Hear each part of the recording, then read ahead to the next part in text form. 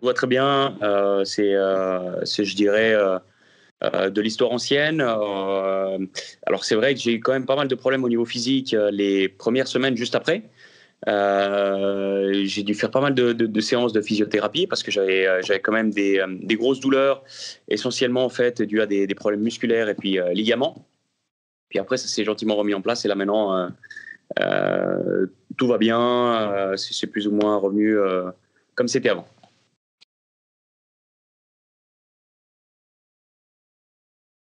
On a eu un problème avec les freins. La partie hydraulique d'abord qui n'a pas fonctionné, et puis même la partie en fait électrique qui n'a pas pris le relais. Donc je me suis vraiment retrouvé en fait avec aucune décélération sur les freins, ni on va dire mécanique, ni électrique.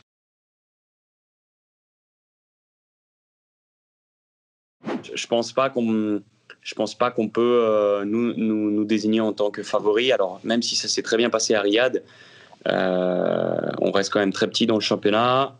On a fait pas mal de progrès en fait par rapport à l'année dernière. On bénéficie aussi de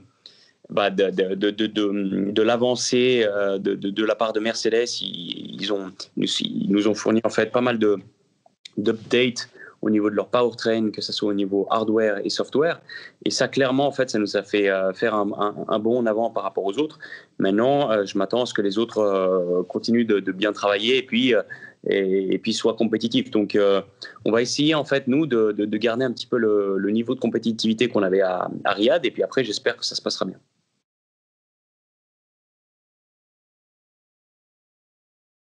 Rome, déjà, à la base, personnellement, c'est un des circuits en fait que je préférais. L'environnement, l'ambiance, l'endroit, c'est quelque chose quand même d'assez spécial. En plus, moi, je suis à moitié italien, donc clairement, ça a toujours été un petit peu un e-prix en fait spécial pour moi.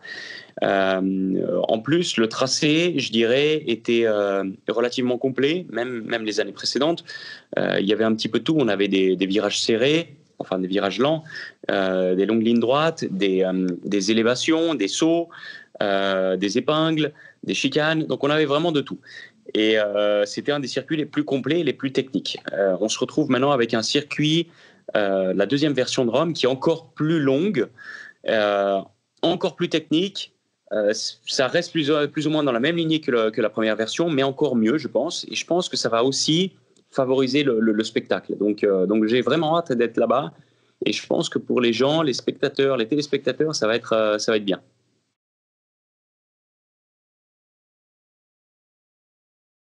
Moi, je trouve que ça a beaucoup de sens parce que souvent, on est amené à se déplacer dans des endroits quand même assez loin.